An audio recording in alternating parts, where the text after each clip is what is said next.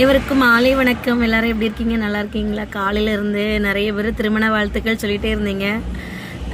பார்த்துட்டு தான் இருந்தேன். ஆனால் வந்து எல்லாத்துக்கும் வந்து ரொம்ப நன்றி. நேற்று இரவு பாட்டு முடியும் போது 8 மணி தாண்டிட்டு வீட்டுக்கு வரும்போது 9 மணி 9:30 ஆயிட்டு.